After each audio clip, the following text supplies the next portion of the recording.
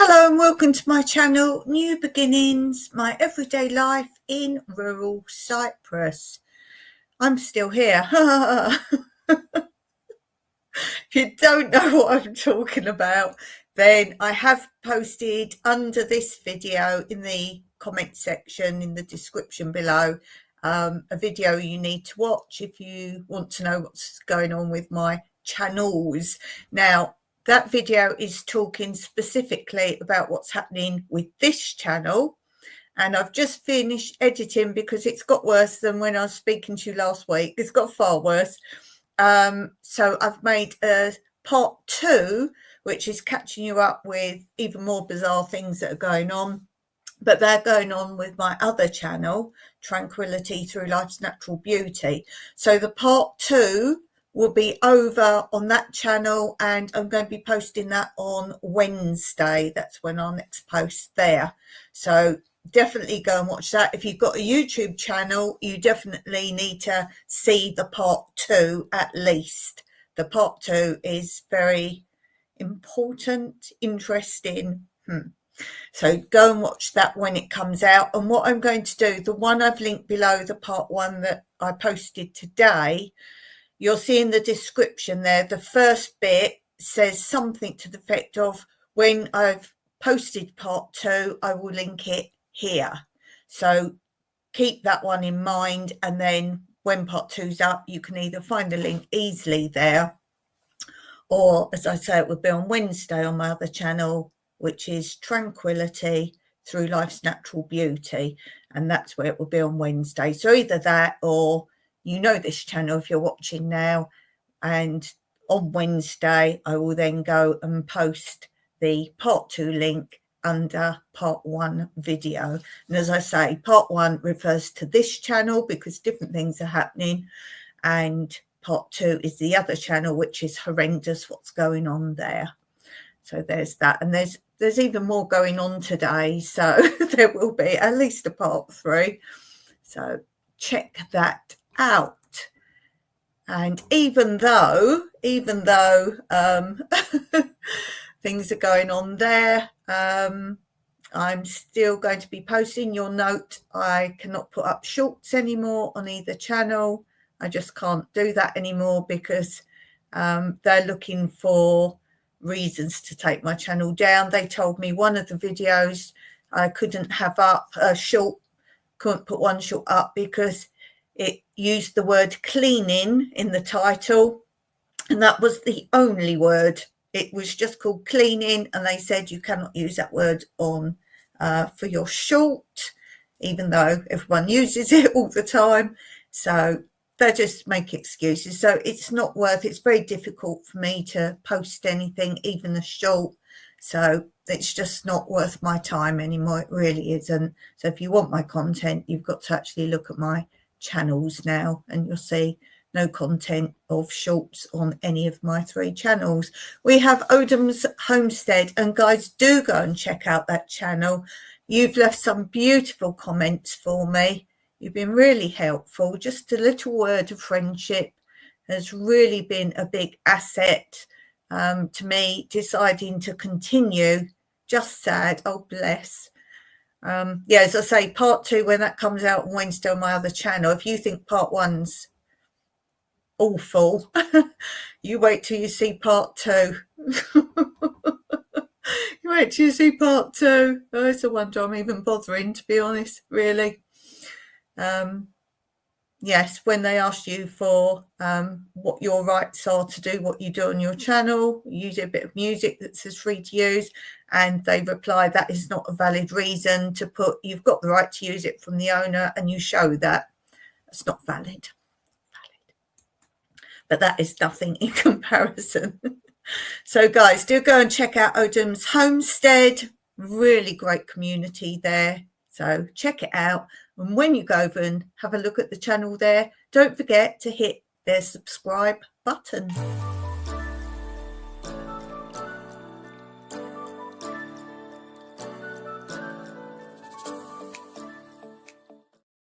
Oh, bless you.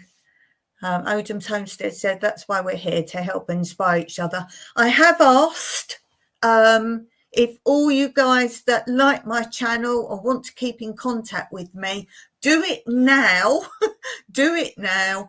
Under that video that I said has just been posted today, under there, and it is also in my community posts, an actual post recently, is my email.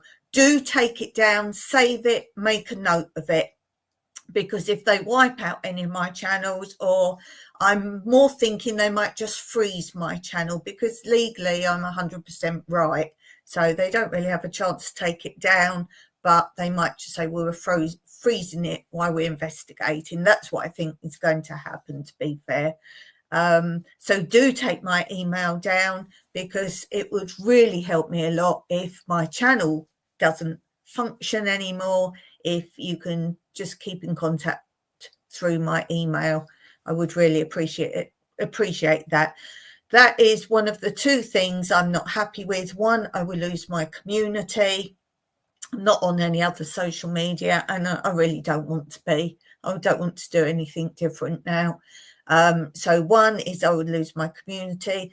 The other thing is, like my husband said, just don't post them anymore. Just don't bother. And he said, you can go on other people's channels and talk to them there. And I said, but at every video I get someone commenting saying, you've really helped, or you've got one little tip, or something like that, or you're so positive and you keep going regardless of your brain damage and your other issues. And we've got no car at the moment. I haven't even mentioned that. We have no car. And we live in the middle of nowhere, rural. Don't worry about that. That's the least of my worries. So just for that, I want to give you videos, especially of my growing and my salvage and my recycling. I want to do that.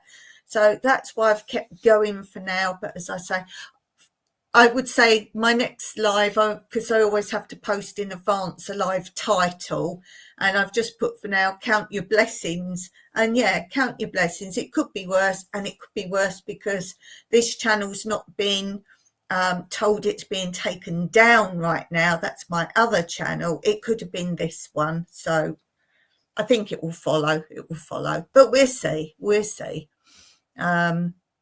Yes, so I've called this one Grow Your Channel with Chat on This Channel's Live. So as I've always said, if you just come in and just say hello and goodbye, if that's all you can do, because I know my time is different to yours. For me now, it's 5:41 p.m. 5:41 p.m. If you could just pop in, I keep saying your channel name. Every time you put something up, a comment, I say your channel name, and then people hear it. A lot of my viewers don't watch the live, they listen to the live, and that's why I keep saying Odham's Homestead. Go and check them out. So just that bit, and you might be wondering, why do people just listen to it, not watch? It's what I do with podcast. I don't sit and listen to a podcast. I garden and do other things. So some people tell me they're on their exercise bike or that kind of thing. So yes, so that's what I'm doing. Let's do some tips. Let's do some tips for growing your channel. I'm not worried about that anymore. If I have a channel, I will count that as a blessing regardless. But my tips have always been this. If you want your channel to grow, don't just sit there. You don't have a seed and just sit there and wait for it to grow. You nurture it, you water it, you put it in a light, you let others see it, you let the air get to it, the sun get to it, the rain get to it, you water it.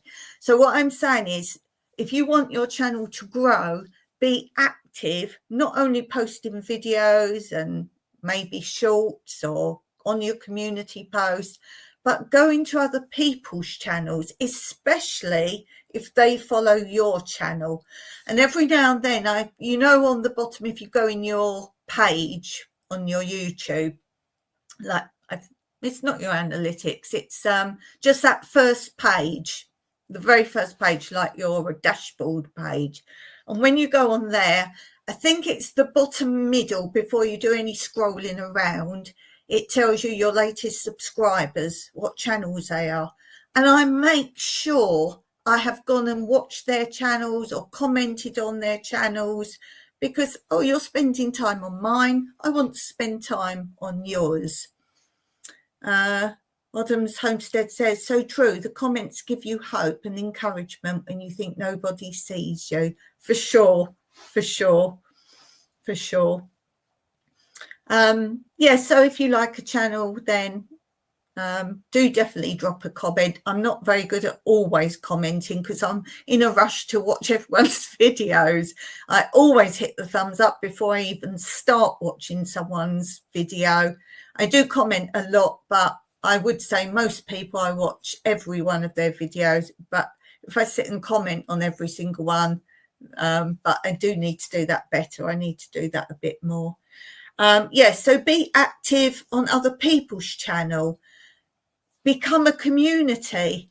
If you're in people's lives, if you can manage to be on those, that helps a lot. People see you and you chat, and you might comment something that the host is talking about, and let's say they're growing blueberries and they say, does anyone grow blueberries? You put, oh yes, you do this, this and this in the comment, in their chat, and then someone else see that, oh, there's a channel that does that, I'm interested in that. So people get to know you that way. It's like people who say they don't have friends. Do they go out and find communities or clubs, and that's how they make friends? So that's how you do it on YouTube. So do go and try and put yourself out there as well. If you're quite a new channel and you really don't know where to begin, or you've made a couple of videos and you're like, what can I do for a video now? If you're stuck, then there's a lot of collaborations. If you've got a channel where you've got plenty to show, then maybe you don't have time for that, or you've got your own videos to do. But do look for collaborations. If any of you want to know from me channels that do regular collaborations, then do drop me a comment or email me if you want to, and I'll give you some channels that I know they're really good. You sometimes pick up views from those. Some people will just watch that collaboration video that you've done, and then you won't see them again. But some people do stay on your channel. But if people comment on your channel, do go and keep commenting back on their channels as well. So, and it surely goes without saying that every time someone drops a comment on your channel, don't just do the 3 little choices underneath like, thanks, glad you liked it, whatever. Actually write a good comment back to them. And I often say things like, I really appreciate your time leaving a comment on my channel, because isn't it true? There's millions of channels out there.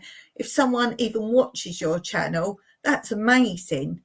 But if they drop a comment as well, that's fantastic.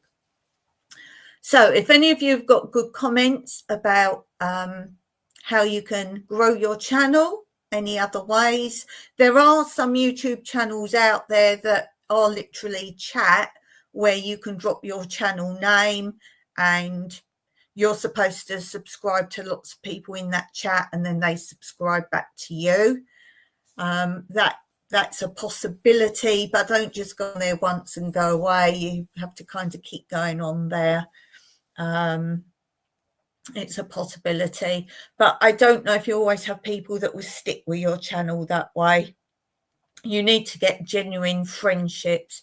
And something else I found that grew my channel very quickly was to not just do one subject on my channel. So, okay, I've got a gardening community. There's lots of people who enjoy different aspects of my growing and gardening. But I also do recycling, I do salvage. My dump video is very popular, so that's other people or the same people, but another stream to it. I do about my everyday life, so that's why I named my channel as I did. It wasn't closed as in this is all I do on my video. So you see around Cyprus, I show you around my abandoned village, I do walks. So all these things are different communities. And then on my chats, people link up. So have branches And then rather than just having a cooking channel, okay, that's fine if you want to do that, but you're not very likely to grow it beyond a certain community. So add some different things into the mix. That's another good idea for you. Okay, I'm going to do some channel shout outs now. Let's do that under this umbrella heading today.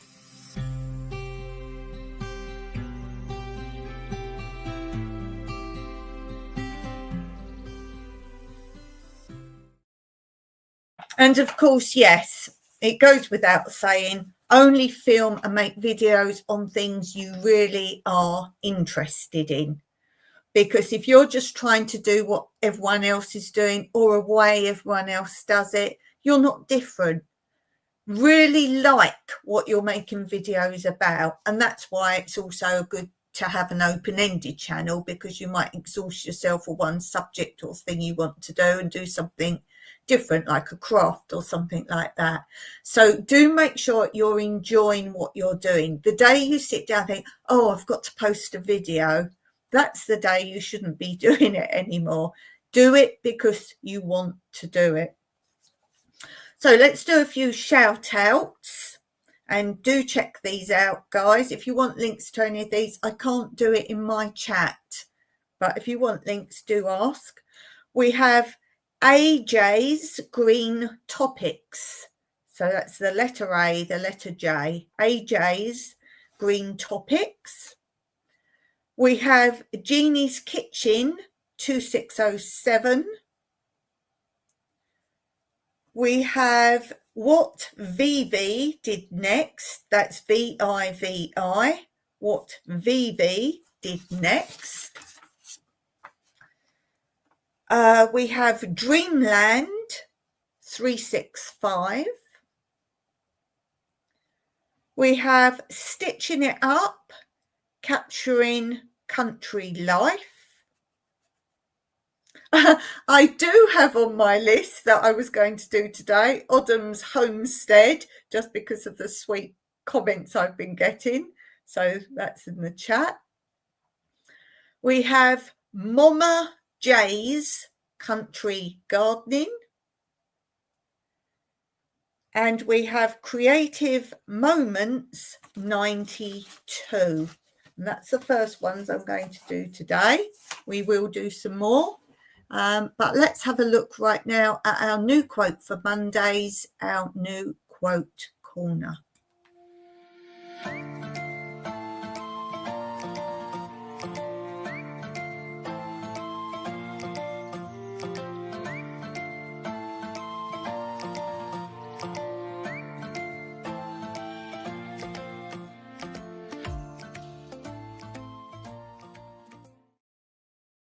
Okay, let's do some more channel shout outs. We have Cruising on the High Seas and Travel. We have PK, that's the two letters, PK, Adventure Travels. And we have Controversial Cruising. So there's something to be going on with, and we'll do some more later on. Oddham's Homestead says, I think I'm connecting to everyone but creating. You certainly are. You have lovely, lovely videos. Okay, let's move on. Let's do today a bit of this.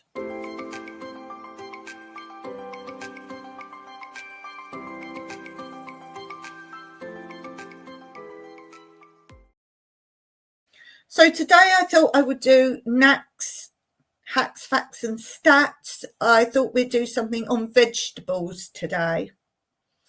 The first hack is, when cooking frozen beans, place in a colander over a saucepan that you've already been using. So you'll be having hot steam coming up, and that way you can steam them for 10 minutes. The next tip is, restore a fresh flavour to frozen vegetables by pouring boiling water over them and rinsing away the traces of the frozen water.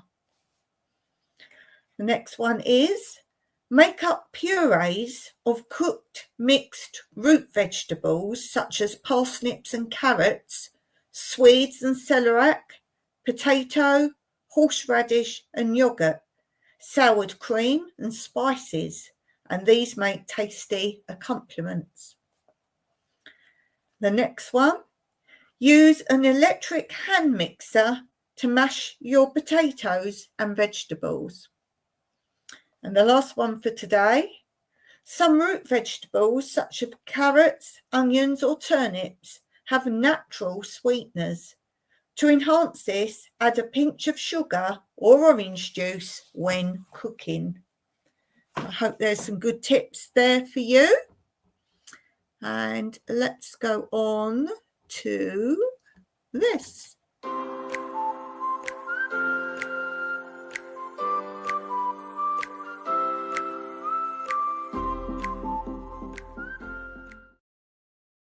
Okay, a short funny for you today.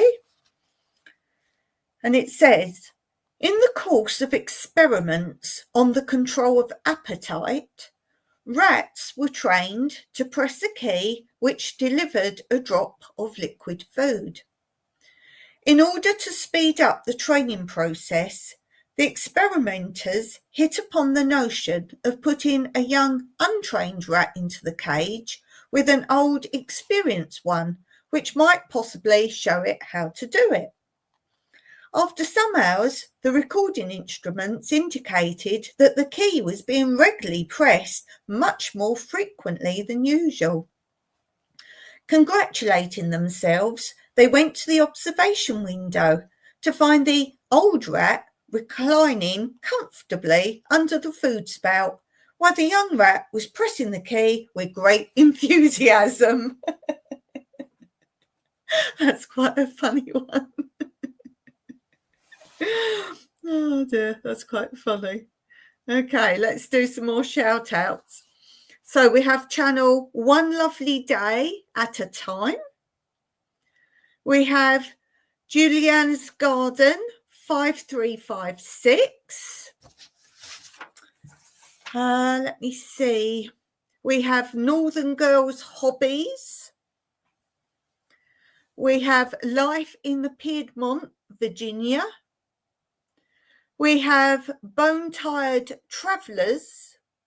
And one more for now. We have Peter Dale. If you like to see nice landscapes and beautiful places in Australia, that's Peter Dale. So go and check Peter Dale out. Okay, let's go on and do some gardening.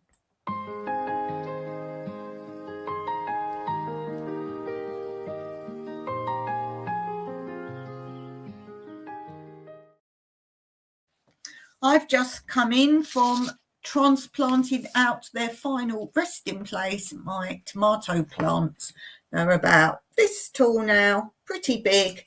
And they were in pots that I had indoors growing. Then I put them outside with cut down water bottles over the top of them. And during the day, I take the bottles off. But I've just planted them out in my cookout garden area. So we'll see how they take. I must have done about 4 in each bit. 4, 8, 12, 16, 18, something like that, maybe 4, 8. Yeah, I'd say probably about 18, 16, something like that. Let's see how they take in our winter. But today I wanted to talk about sweet corn, which I know a lot of you just call corn. And it is a cereal, as you may well know, and it can grow up to 1.5 meters, which is 5 foot or more. And it says here, the airy spikes of male flowers decorate the top of the plant, and the cobs with their female flowers form where the broad strap-like leaves join the main stem.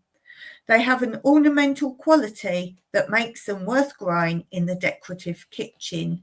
Yes, I've got those growing in water bottles at the moment. And it says, although maize has a long history going back to prehistoric times, it is a relatively recent introduction to Europe. This is because it comes from Mexico, and it was only after the Spanish conquest in the early 16th century that it was brought into the Old World.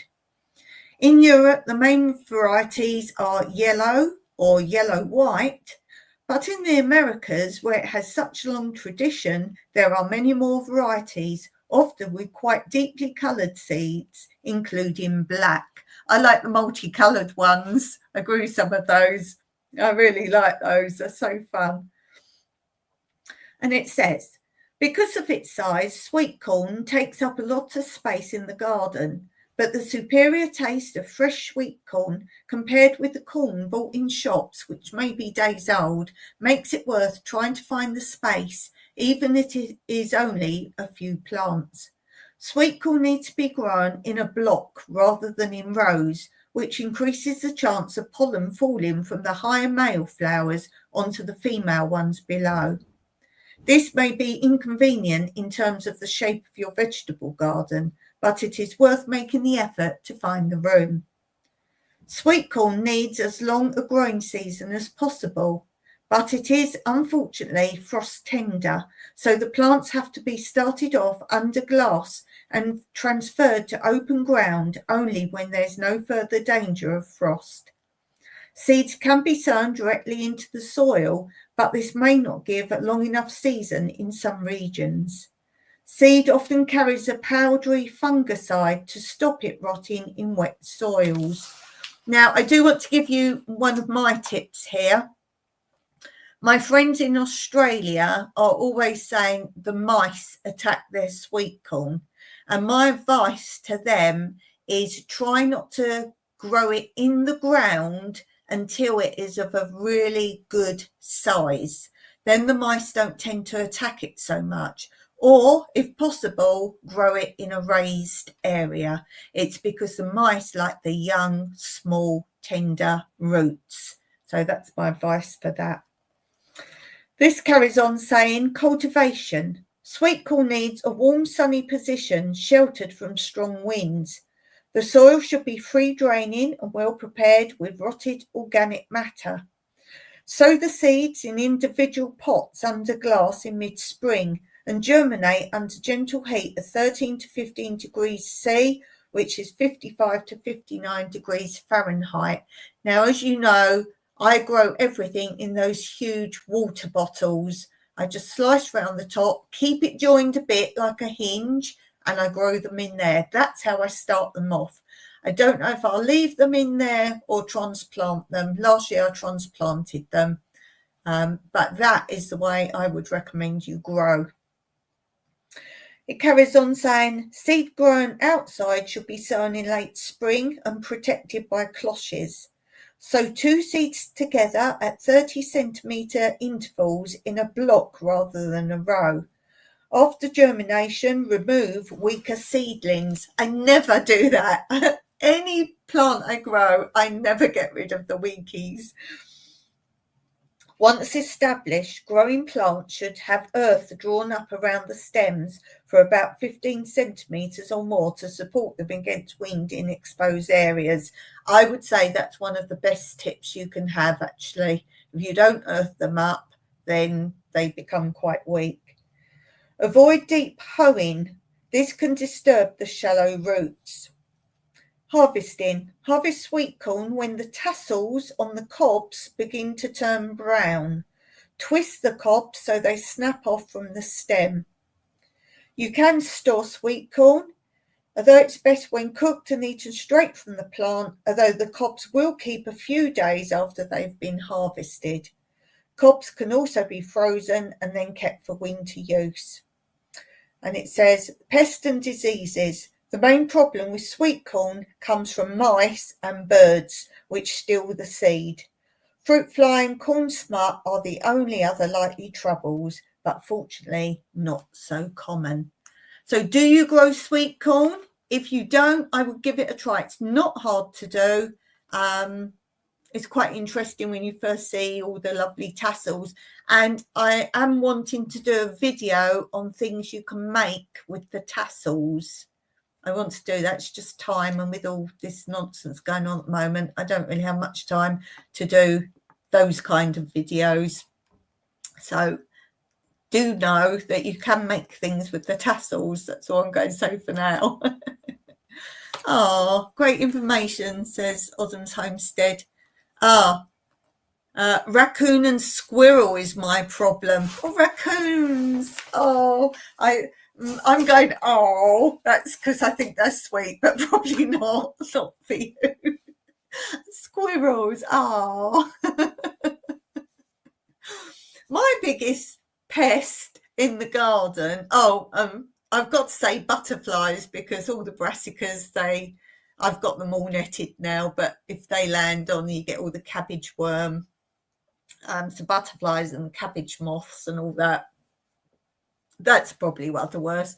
But as in creatures is the chameleons. The chameleons like to nibble anything green. So the lettuce, quite like lettuce. I'm growing that raised at the moment. Yeah, they like anything green. Oh, where I've just said I planted the tomatoes out today, there is one of the really huge lizards down there, a whole family of, the really ones that look prehistoric.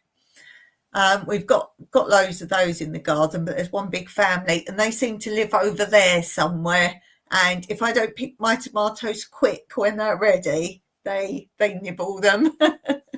Yes, problems with cabbage moth. Yes.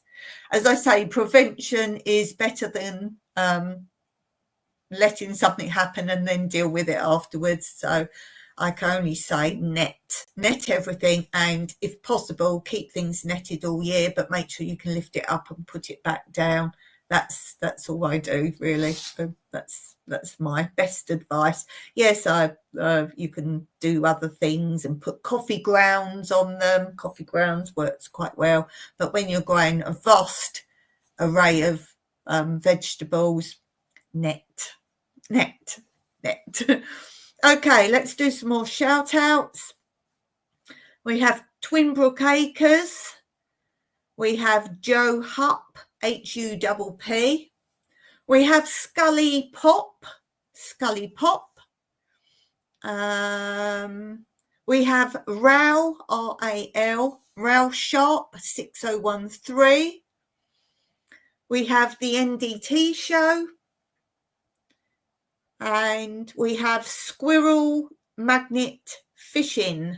And go over and check out John. So have a look over there. So that's a few more shout outs. Netting is a must here. Yes. We're looking at doing a new system here. If you've seen my videos where I do my netting, you know me, I use what I have. So if you've seen my netting, it's a bit sad, but it works. So my husband is going to do new things for me for netting.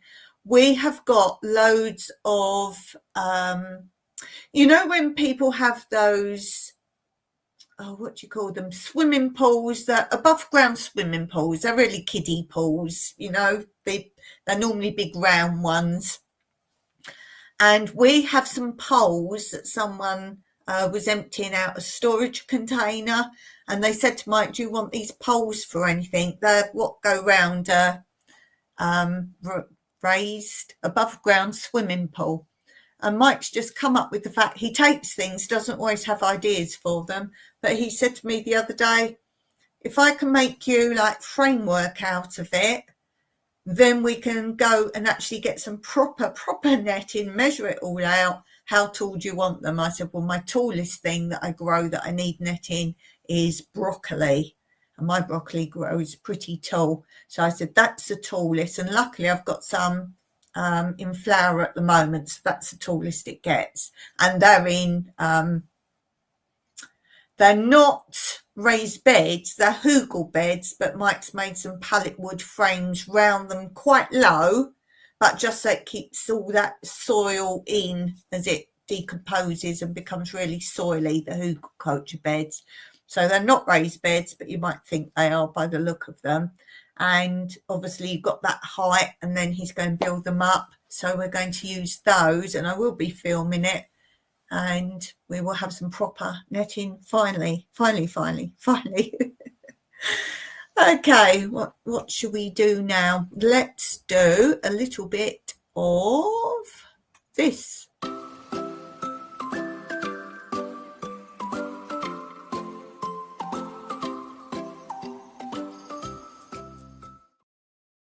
I pressed the wrong button. Never mind, we can do that. We can do that. So I've been sharing with you one of my bird books, and we're actually learning new things about birds that we hadn't discovered previously, new ideas.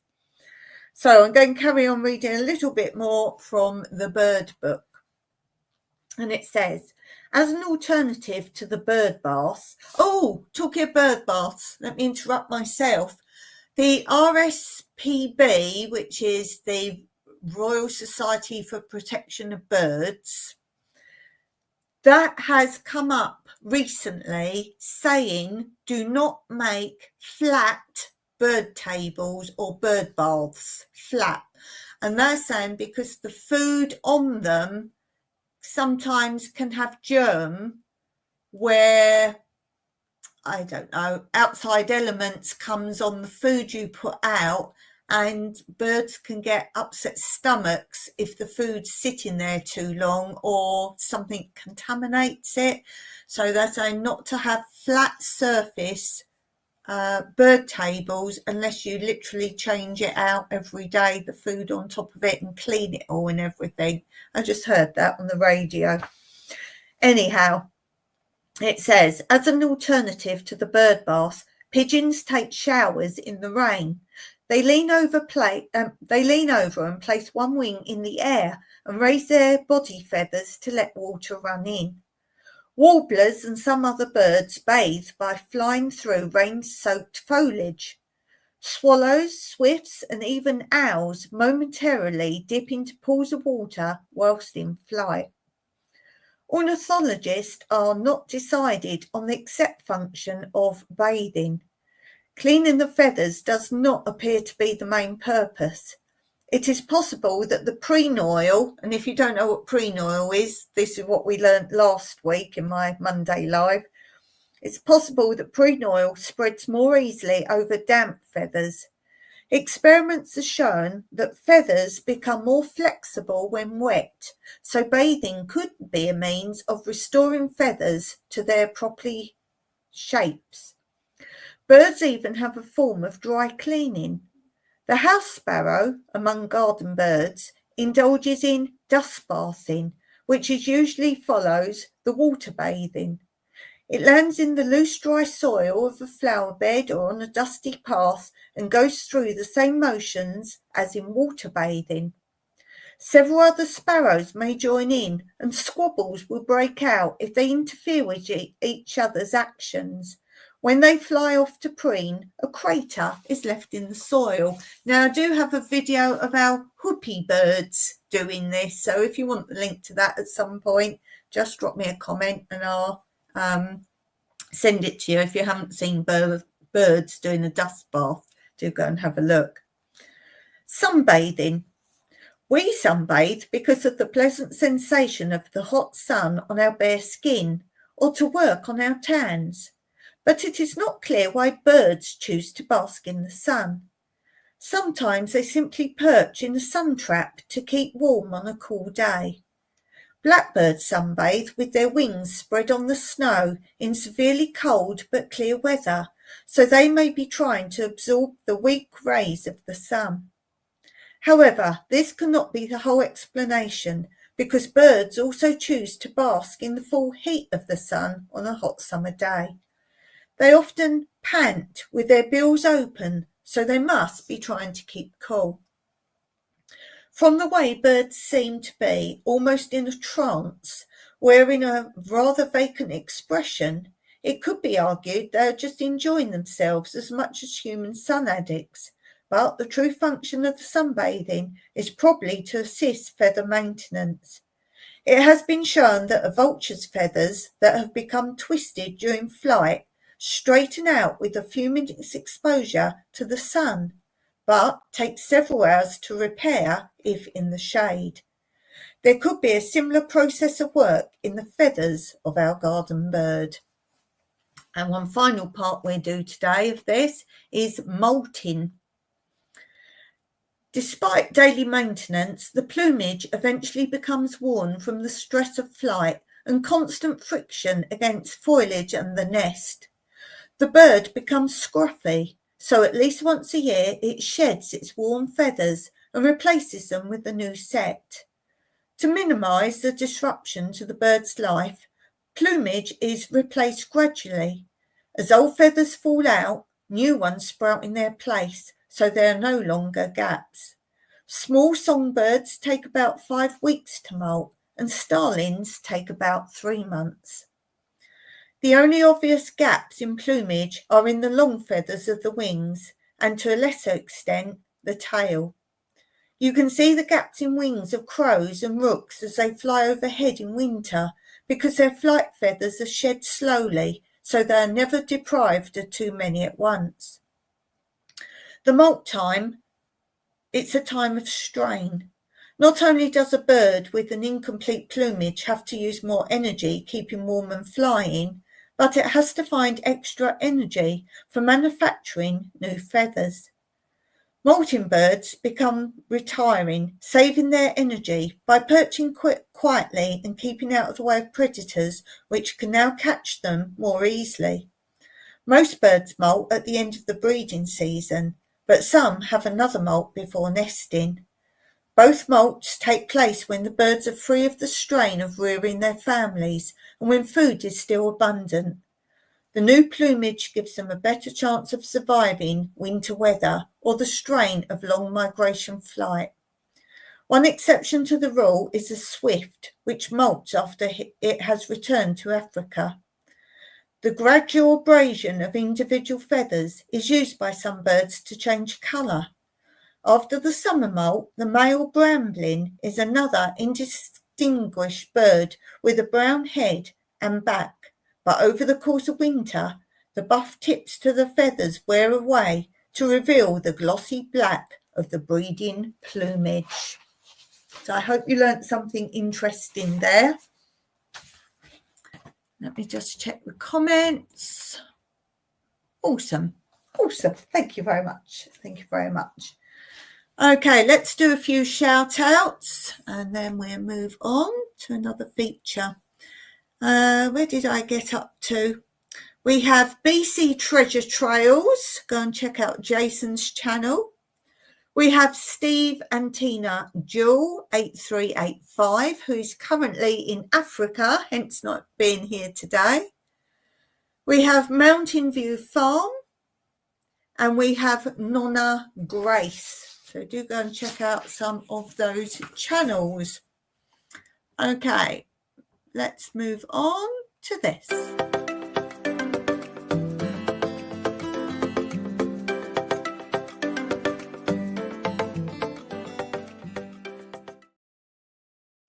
Okay, so we do a little bit of what's been happening on this channel and my other channel, Tranquility Through Life's Natural Beauty. Let me just run the ticker of that channel along the bottom, because I know a lot of you have issues with my accent. So along the bottom there's Tranquility Through Life's Natural Beauty. So we go through what I've posted on there. So you can go over there and have a look. So today I posted one of my videos doing jigsaw puzzles. So if you're into jigsaw puzzles, this is a jigsaw puzzle from start to finish, and this time I chose to back it with nice calming music. So if you're not into puzzles, you might enjoy the music, and if you're not bothered about music, you might enjoy watching me do a jigsaw puzzle from start to finish. Previous to that, I posted a very short video on that channel of dragonflies, donkeys, chameleons and bats. And all of those things are regularly seen in my garden. Yes. There was even a donkey here when we arrived. Yes. So that's dragonflies. We mostly have red dragonflies, very dark red dragonflies. So dragonflies, donkeys, chameleons, always finding chameleons of all different sizes, and bats. And they often like to swoop down to our swimming pool in the evening. And then just prior to that, I did another one reading my grandma's autobiography. And this episode was when she talks about the bombing in London during the war. So what it was like from a point of view of someone actually living there during the war. So it's me reading it and it's my nan's story. And then, as I say, do look out on Wednesday for my video on Tranquility Through Life's Natural Beauty of the scandal that YouTube is currently doing. So I've called it important. You need to watch this if you have a YouTube channel. You need to be aware. You need to be totally aware. Okay, let's have a look at this channel. So New Beginnings, My Everyday Life in Rural Cyprus. And let me see where we are. Okay, so today I posted, as I say, I've called it Enough is Enough, and it's linked under this live. And this is the situation on this channel, what's happening with YouTube.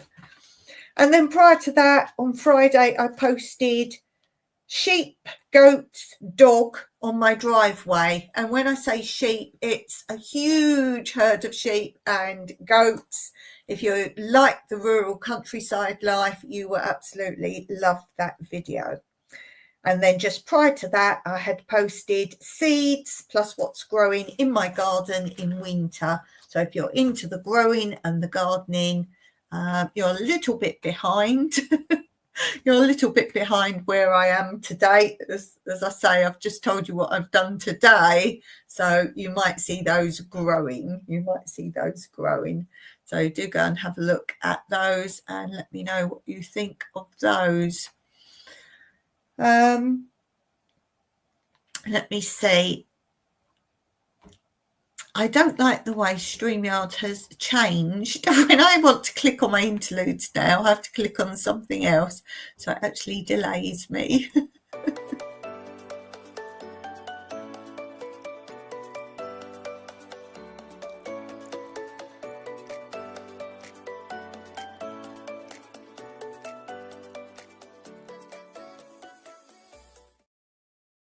Okay, let's do some more channel shout outs. So we have Call Me V, V-I-E, Call Me V. So go and check that out. We have, let me see. Just going through my book of my seed giveaway. If you don't know, every month I give away seeds. If you're interested in having the seeds from me from 1 month, then do just comment below and say, yes, I would love to be on your list of free giveaway seeds.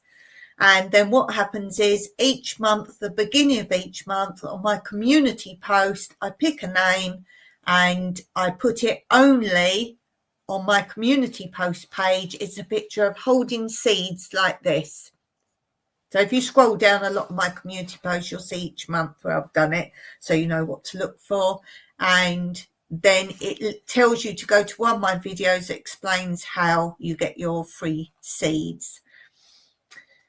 Okay, we also have, let me see, we have Blue Self-Reliance, B-L-O-O, Blue Self-Reliance.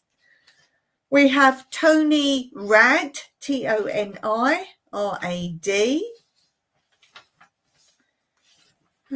Who else do we have? We have Yogi Hollow Farm. I'm sure if you're a growing channel, you probably know of Lisa's channel, Yogi, Y-O-G-I, Hollow Farm. And we have one more today. We have Creative Laurie. Creative Laurie, L-A-U-R-I. Go and check out Creative Laurie's channel. She is a sweetie. She's actually started doing some lives, and I did see, as I was going on to start sorting out my nonsense of the day, I did see she was on live. I so desperately wanted to go on, but I needed to sort out the nonsense.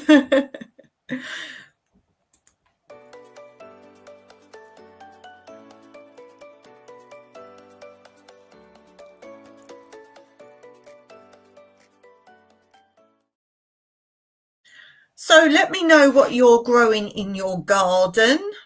What am I growing at the moment? Oh, I'm growing so much. If I had my bit of paper, I could tell you. Let me go and just quickly grab my bit of paper.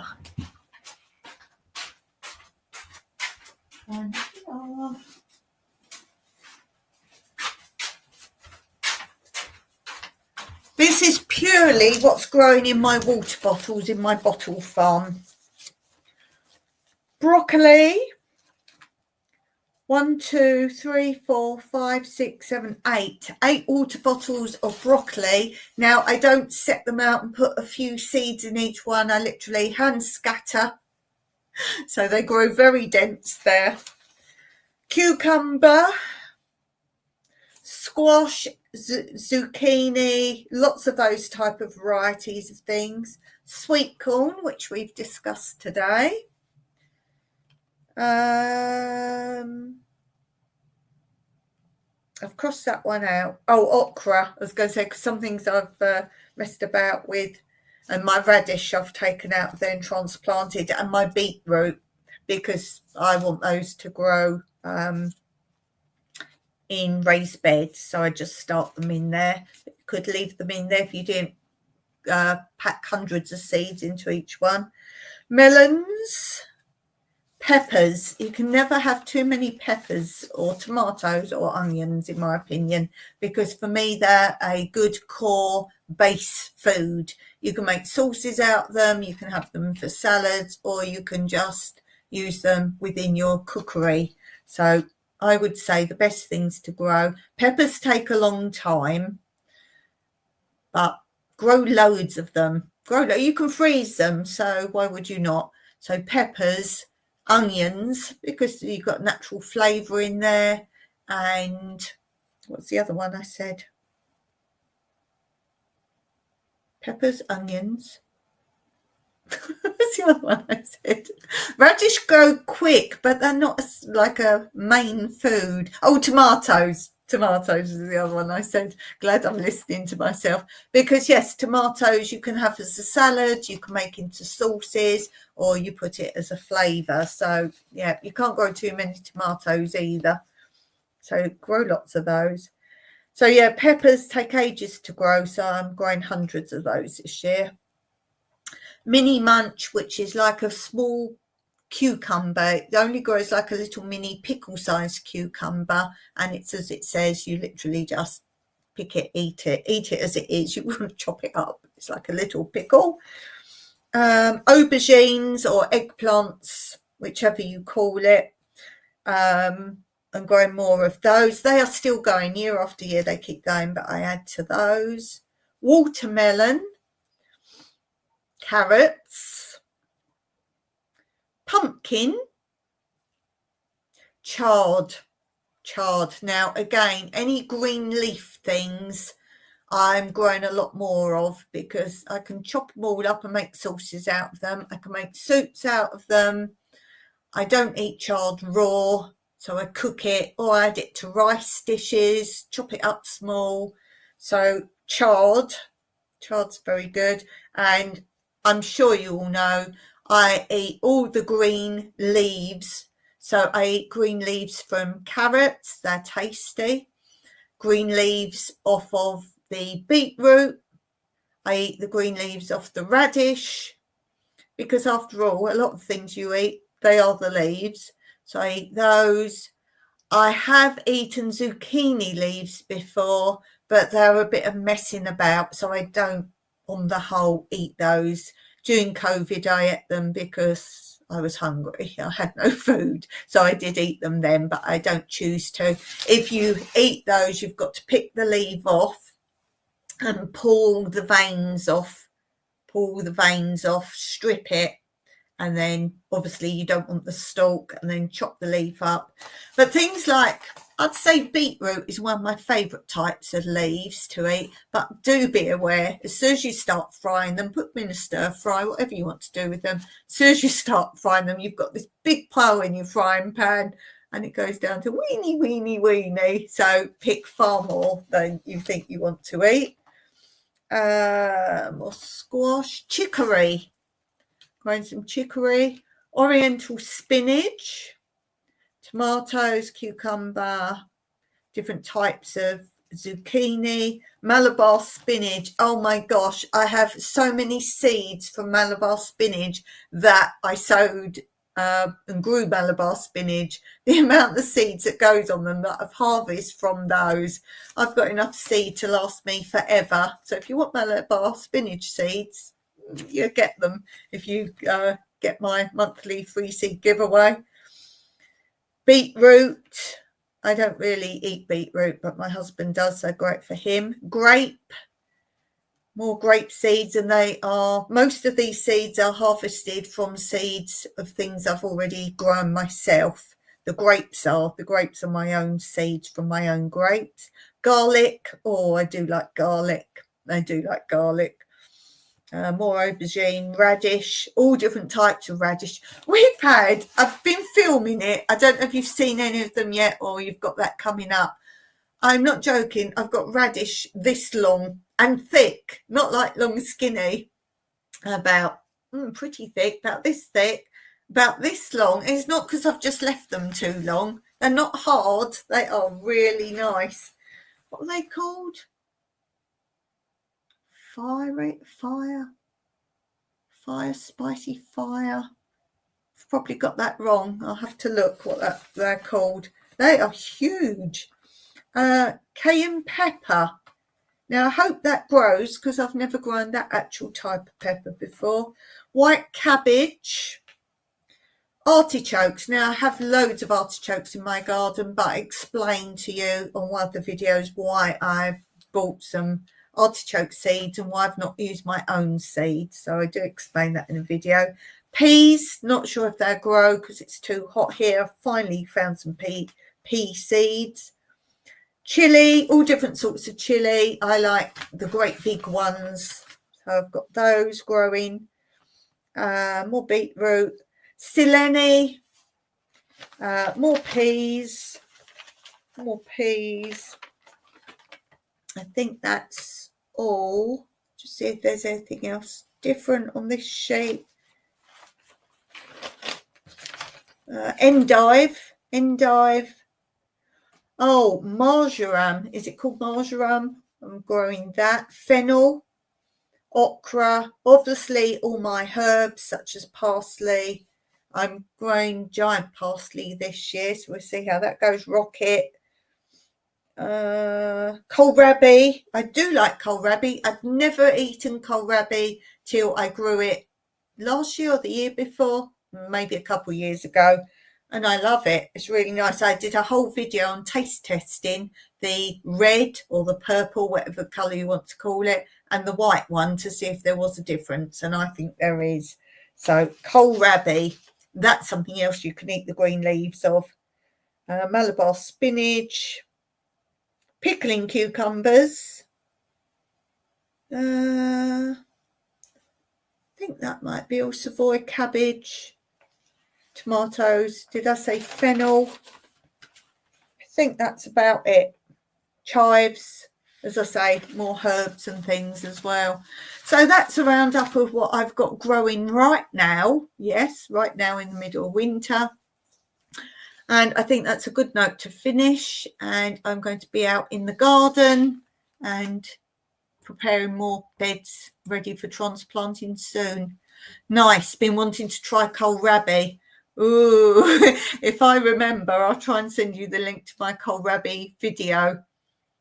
I think I show you harvesting them and then tasting them for the first time. Yes, my advice, I think I say in that video, is some people grow things really big, but I'm someone who likes to grow things, I think I say a tennis ball, but I think you want them a little bit bigger than that. You want them about that big, because any bigger, I think they would lose their flavour like a lot of things.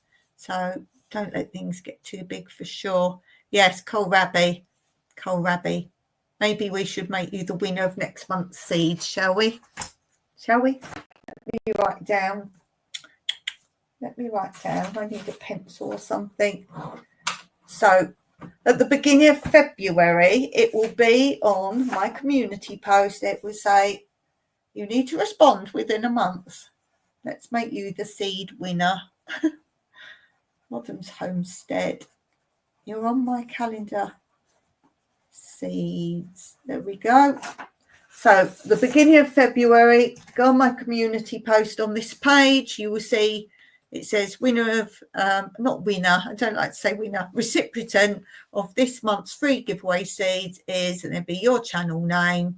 So you get another promotion of your channel as well. And then it says click on this link. It just sends you to my video where I first made a video talking about doing it, and it explains what you say, what seeds you want, but it gives you a list of what seeds are available, and you pick as many as you want of those seeds. Young and tender is better. I wish I was young. Okay, I'm going to finish there for today. It's been a trying day, but you guys have been really great helping me out. So I really appreciate you all. You know I do. So thank you so much for being here. Thank you to Adams Homestead. Guys, do go and check out the channel. Thank you. Oh, you're welcome. You're welcome. Okay, so I'm going to finish there. As I said on my Friday live on my other channel, I said bye for now. And I said, oh, that might be bye just for today, or it might be bye forever. I don't know. I could be here forever. I might not. Who knows? Me too. 50 this year. I was 60 in December. I would be fine if I would just be left alone with no hassles. I can get on, but I can well live without hassles. Autumn says, great live stream. Had a blessed day. And you too. You are so appreciated. You were right here when I needed you. So thank you for that. I'll see you guys all again, hopefully on Wednesday, same time. Bye for now.